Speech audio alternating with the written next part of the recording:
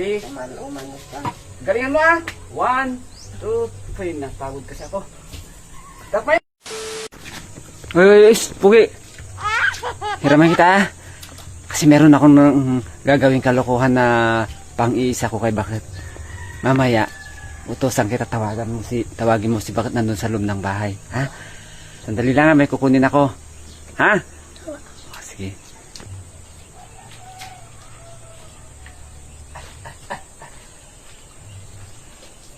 Ano kaya? Ayan si Pugi. Ito, mayroon akong nakuha.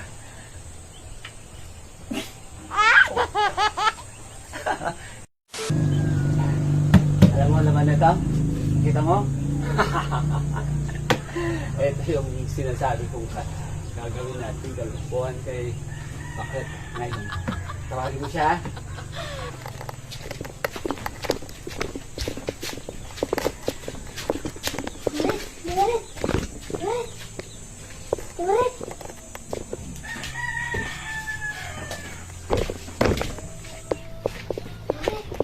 Nahuli na po yung manok mo. Ha? Nahuli na po yung manok mo. Nanghuli na yung manok? Sino nanghuli? Siya ay ang gamot ko. Saan? Kakatayin na na. May kamay upat tayo na.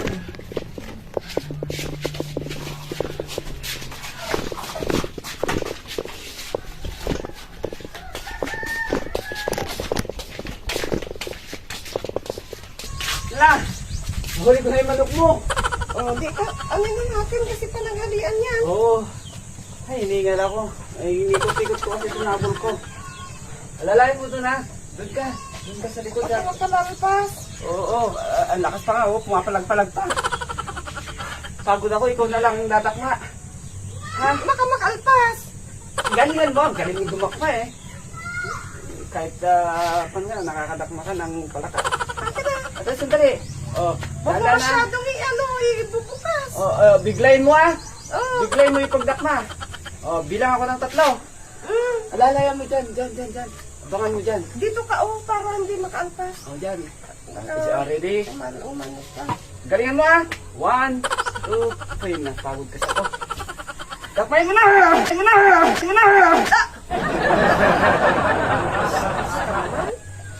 Ano na naman yan? Ay, nang kalabaw. Ano ba? Ang galing dumakma. Alam ko yung manok. Ang galing mo dumakma. Ang bango.